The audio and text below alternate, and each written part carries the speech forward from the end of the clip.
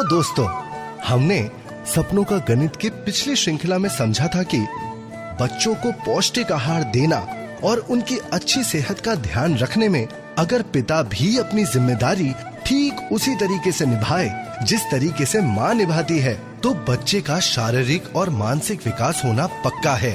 और साथ ही साथ हर पिता का अपने बच्चे के साथ एक प्यार भरा रिश्ता बन जाता है।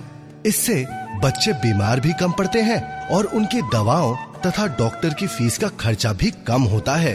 और इस बात को रजनी और मनोज ने बखूबी समझा और अपनाना भी शुरू कर दिया है।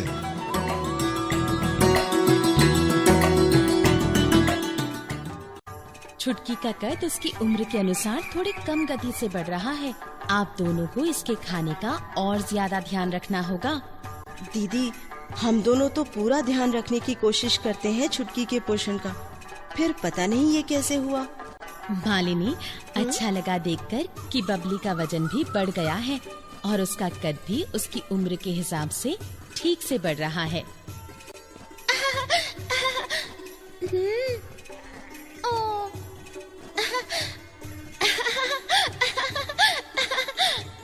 देखो, मुझे लगता है कि तुम्हें छुटकी के खाने पर कुछ ज्यादा ध्यान देना होगा।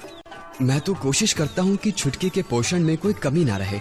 हम दोनों साथ में ही खरीदारी करने जाते हैं ताकि हर वो खाने का सामान लें जिससे छुटकी की सेहत अच्छी रहे। हमें भी पहले नहीं पता था, फिर मेरे एक डॉक्टर दोस्त ने पोषण के अनुसार खरीदारी करने की एक गाइड दी मुझे। शाम, ये गाइड का क्या मतलब हुआ? गाइड एक कार्ड की तरह होता है। इसमें बच्चे को खिलाने वाले फल और सब्जियों की लिस्ट होती है जिसके हिसाब से तुम खरीदारी कर सकते हो। अच्छा, अब समझ आया।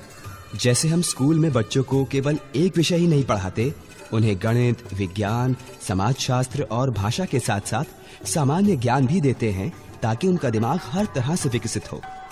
इसी तरह से बच्चों को हर तरह के पोषण की जरूरत होती है, जैसे अनाज, दालें, फलियां, बीज और सूखे मेवे, दूध और दूध से बनी चीजें, अंडा और मांस, मौसमी और हरी पत्तेदार सब्जियां और फल इत्यादि। और साथ में एक कैलेंडर भी बना लिया। इससे हमें बबली के पोषण में एक संतुलन बनाने में मदद मिली। हमने तो कैलेंडर जैसी एक सारणी भी बनाई थी कि कब छुटकी को क्या खिलाना है। हाँ, पर हो सकता है कि हम उसका ठीक से पालन न कर पा रहे हों। हो सकता है। क्यों ना जो खरीदारी की गाइड और कैलेंडर तुम्हारे पास है, हमें भी वो गाइड और कैलेंडर दिखाओ। हाँ बिल्कुल, मैं कल ही आता हूँ ना।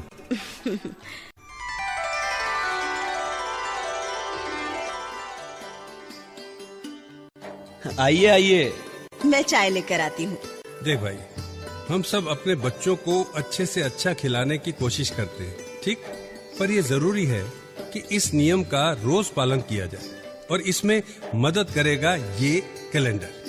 पर भैया, इस कैलेंडर का इस्तेमाल कैसे करना है? अरे भाभी, ये देखिए ना, ये देखिए। इस कैलेंडर के साथ ये गाइड भी मिलती है। हाँ, जिसमें कि बच्चों के लिए हर प्रकार के पौष्टिक आहार वाली चीजें जैसे कि सब्जी, फल, मांस, अंडा इत्यादि के चित्र बने होते हैं। आपको इसके अनुसार वो खिलाने की चीज खरीदनी है और जब भी आप अपने बच्चे को इनमें से कुछ खिलाते हैं तो बस उस रंग का स्टिकर कैलेंडर पर लगा दें। इससे आपको ये पता लगेगा कि आज के खाने में बच्चे ने क्या क्या खाया, जिससे कि उसके एक दिन के पौष्टिक आहार की जरूरत पूरी होगी, है कि नहीं? अरे वाह भैया, ये तो बहुत अच्छा तरीका है अपने बच्चे के पोषण का ध्यान रखने का। हम जरूर इसका पालन करेंगे। हाँ, ये करने के लिए हमें हर हफ्ते की खरीदारी के खर्चे का हिसाब भी करना होगा। हाँ बिल्कुल, मैं भी अपने घर के महीने के खर्च और बचत का हिसाब पहले ही कर लेता हूँ। देख भाई, जब बच्चे का पोषण पूरा होता है ना, तो बच्चा बीमार भी कम होता है। ठीक वैसे ही जैसे जब खेत में जैविक खाद टाइम से दिया जाए तो फसल बढ़ जाती है ना। हाँ। तो बस दवाई पर खर्चा करने से अच्छा है अच्छा खाना खिलाओ, खर्चा अपने आप ही कम हो जाएगा। चिंता मत करो। अच्छा, तो अब मैं चलता हूँ, ठीक है? जी जी, ठीक है।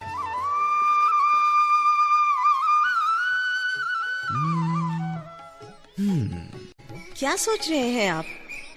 मैं सोच रहा हूँ कि किस तरह से अपने घर में खर्चों की योजना बनाएं ताकि ये सब जो गाइड में लिखा है वो हम कर सकें। जी मैं भी यही सोच रही थी।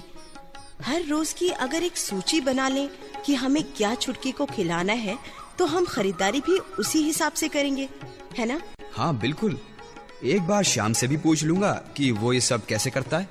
हाँ, आप भैया से पूछ लेना, पर मुझे लगता है कि सबसे पहले हमें अपने पैसों की योजना बनानी होगी ताकि हर महीने के खर्चों को पूरा करें। देखो, बात सिर्फ खर्चे के हिसाब की नहीं है, भविष्य के लिए बचत का भी तो सोचना है।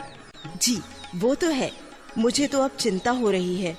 चिंता मत करो, हमें कुछ ऐसा सोचना होगा जिससे कि हम पैसों पर नियंत्रण रख सकें और जो हमें तनाव से बचा सके और हमें सुरक्षित महसूस करने में मदद करे। कल हम दोनों की छुट्टी है, कल ये सब सोचते हैं कि कहां से शुरू करें।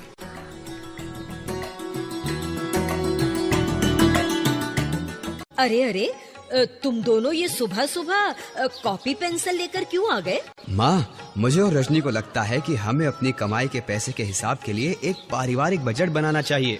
ये तो बहुत अच्छी सोच है, पर अचानक से क्यों?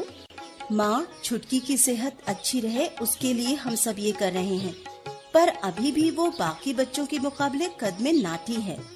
दूसरे बच्चों की तरह खेलती कूदती नहीं है, झट से गाने या कविता याद भी नहीं कर पाती है। अच्छा, तो आंगनबाड़ी दीदी ने कहा कि इसके खाने पीने पर और ध्यान देना होगा।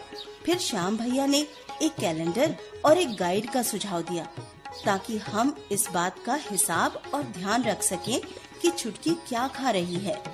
अरे बेटा, ये तो बहुत समझदारी की बात है। इसीलिए माँ, हम लोग एक बजट बना रहे हैं ताकि हम अपना पैसा बुद्धिमानी से उन चीजों पर खर्च करें जिनकी हमें जरूरत है। अपने स्वास्थ्य के लिए पैसे बचाएं ताकि आगे जाकर जब हाथ में कुछ पैसे अलग से हों तब हम अपने शौक पूरे कर सके। और हाँ माँ, हम कुछ आकस्मिक खर्चा जैसे कि कभी कोई अचानक से स्वास्थ्य संबंधी खर्च या घर की मरम्मत की आवश्यकता आ जाए, उनके लिए भी पैसा रखना चाहते हैं। पर मनोज, एक बात का ध्यान रखना, बजट बनाने का एक बुनियादी नियम है, आप जितना कमाते हैं उससे कम खर्च करें। जी माँ, और अब मैं अपने महीने के खर्चे की योजना ऐसे करूंगा जिससे कि मैं छुटकी के पोषण का ध्यान रख सकूं और उसे पौष्टिक चीजें समय पर दे सकूं। जी बिल्कुल, और वैसे भी अगर छुटकी की सेहत सही रहेगी तो बार बार डॉक्टर और दवाइयों का खर्चा भी तो कम होगा। चलिए अब पहले नाश्ता कर लीजिए, बाकी नाश्ते के बाद लिख लेते हैं। छुटकी आज अपने पापा से नाश्ता खाएगी, है ना छुटकी? अरे रजनी, अब एक बार वो गाइड और कैलेंडर ले आओ, उसके हिसाब से ही खरीदारी करने चलते हैं। अरे क्या हुआ, तुम क्या सोच रही हो? जी मैं ये सोच रही थी कि आप भी बाइक लेना चाह रहे थे, इतने समय से हम कोशिश कर रहे हैं पर अरे तुम मन छोटा मत करो, एक बार जब हमें अपने महीने का खर्च का पता चल जाएगा, बचत का हिसाब भी कर लेंगे, तब हम ये भी तय कर लेंगे कि हम किस किस चीज के लिए बचत कर रहे हैं। तो बस तब हम बाइक के लिए भी बचत कर लेंगे और मौका मिलते ही बाइक भी खरीद लेंगे। हाँ, पर एक ध्यान और रखना होगा कि हमें अपने लक्ष्य के लिए समय सीमा निर्धारित करनी होगी। फिर देखना, हम दोनों मिलकर वो सब पालेंगे जो हम अपने और अपने परिवार को देना चाहते हैं। चलो अब सबसे पहले एक बजट बनाते हैं। तो दोस्तों, आज हमने ये देखा और समझा कि किस तरह माता पिता के लिए ये जरूरी है और उनके आने वाले वक्त में फायदेमंद होगा कि यदि उनके बच्चे की पोषण संबंधी जरूरतों को पूरा करने के लिए आवश्यक खर्च और बचत की योजना पहले से बनाई जाए, तो इससे वो बच्चे के सही पोषण का भी ध्यान रख सकते हैं और साथ ही साथ अपने खर्च और बचत पर भी नियंत्रण कर सकते हैं।